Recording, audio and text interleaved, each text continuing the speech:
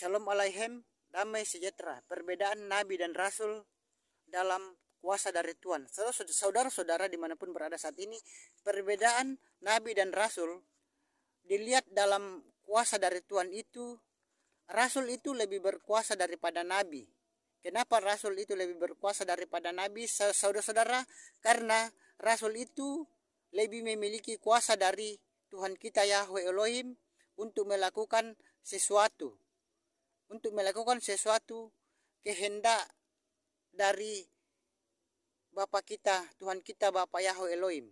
Dan dapat kita baca di Matius 16 ayat 19 dan Matius 18 ayat 18. Jadi saudara-saudara, perbedaan Nabi dan Rasul dalam kuasa dari Tuhan, Rasul itu lebih berkuasa daripada Nabi. Sekian, sampai jumpa. Bapak yang memberkati. Shalom Aleichem, damai sejahtera.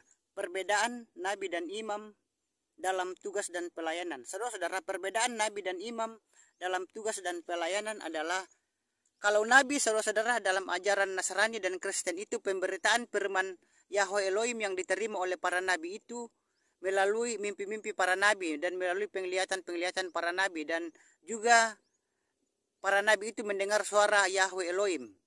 Dan firman Yahweh Elohim yang diterima oleh para Nabi itu disampaikan kepada semua umat,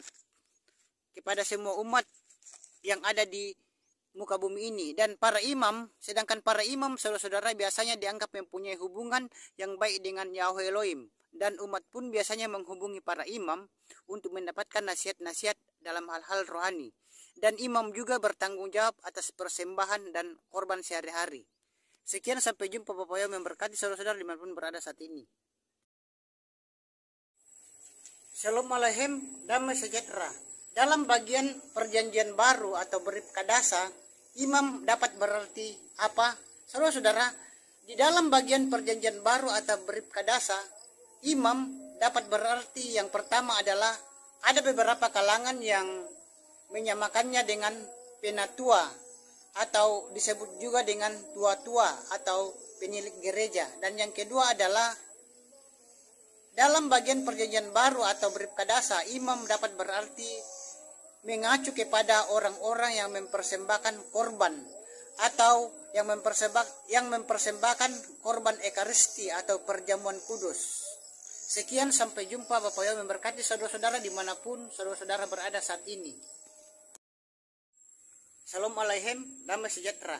Bolehkah menyebut nama Sang Pencipta itu dengan gelarnya? Saudara-saudara, di sini saya mau mengatakan kepada umat Nasrani, Kristen, dan Katolik dimanapun berada saat ini, bahwa kita boleh menyebut nama Sang Pencipta itu dengan gelarnya. Jadi kita boleh menyebut nama Sang Pencipta itu dengan Tuhan, dengan Elohim, dengan Bapa.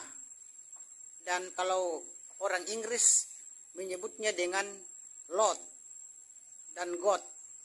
Kita boleh saja menyebut nama gelar Tuhan atau nama jabatan Tuhan.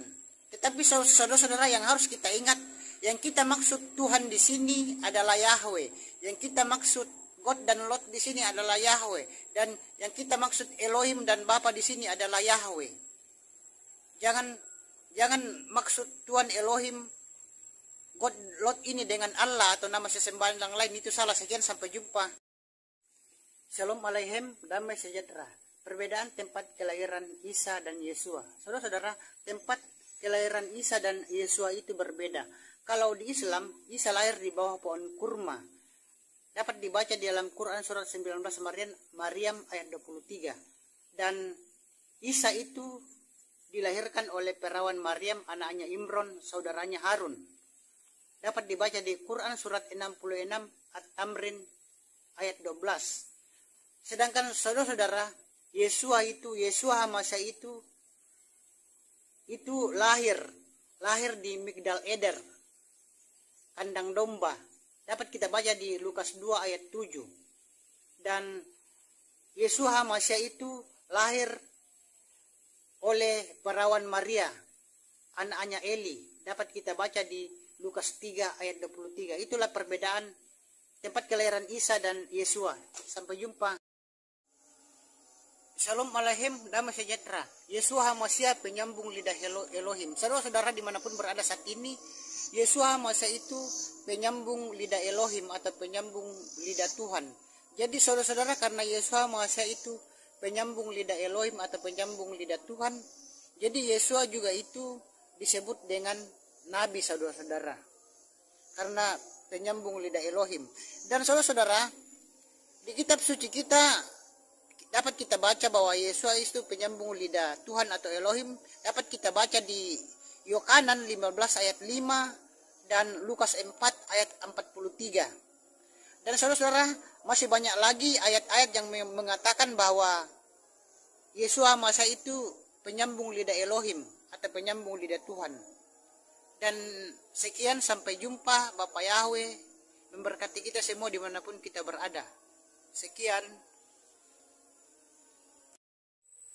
Shalom Alaikum, damai sejahtera. Cara melawan iblis atau setan. Saudara-saudara, cara melawan iblis atau setan itu adalah kita tidak boleh takut sama iblis atau setan, saudara-saudara. Kita harus berani melawan setan atau iblis tersebut. Karena kalau kita takut sama setan atau iblis, maka setan itu atau iblis itu tidak akan menjauh daripada kita.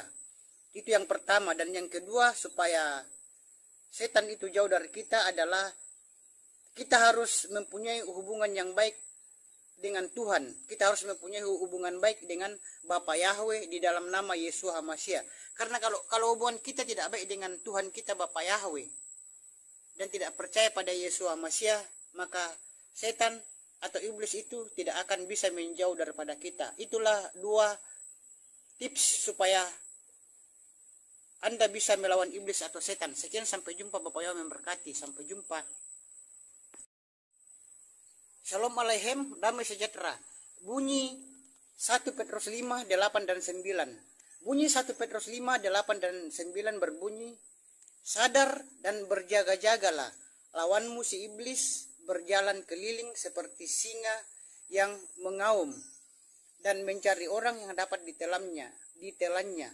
Lawanlah dia dengan iman yang teguh, supaya setan gemetar dan takut pada Anda. Milikilah iman yang teguh.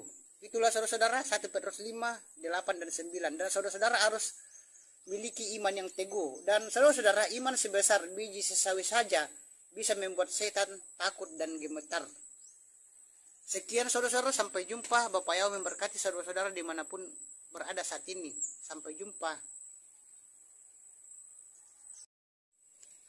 Shalom Alaikum, damai sejahtera. Berhala menurut versi Islam. Saudara-saudara dimanapun berada saat ini, berhala menurut versi Islam atau kepercayaan Islam adalah apapun yang disembah selain Allah itu namanya berhala. Itulah berhala menurut versi Islam, saudara-saudara. Jadi kalau selain Allah itu, selain nama Allah itu, semuanya itu, nama-nama yang lain itu adalah berhala, saudara-saudara, menurut versi Islam, menurut Al-Quran. Lain lagi dengan versi Nasrani, Kristen, dan Katolik. Kalau menurut versi Nasrani, Kristen, dan Katolik, apapun yang disembah selain Yahweh adalah berhala. Jadi itu menurut versi Nasrani, Kristen, dan Katolik. Jadi versi berhala menurut Nasrani dan Islam itu berbeda. Sekian, sampai jumpa. Bapak Yahweh memberkati. Shalom Alaikum, damai sejahtera. Apapun yang disembah selain Yahweh itu berhala. Saudara-saudara, apapun yang disembah selain Yahweh itu namanya berhala. Itu versi umat Nasrani, Kristen, dan Katolik. Jadi versi kita umat Nasrani, Kristen, dan Katolik adalah apapun yang disembah selain Yahweh itu adalah berhala, saudara-saudara. Itu menurut versi kita umat Nasrani, Kristen, dan Katolik. Dan saudara-saudara, menurut versi Islam lain lagi. Kalau versi Islam, apapun yang disembah selain Allah itu namanya berhala. Jadi versi kita umat Nasrani, Kristen, dan Katolik dengan versi umat Islam itu berbeda, saudara-saudara. Dan marilah kita berjalan di jalur kita masing-masing. Sekian, sampai jumpa. Bapak Yahweh memberkati saudara-saudara dimanapun berada saat ini. Haleluya, amin.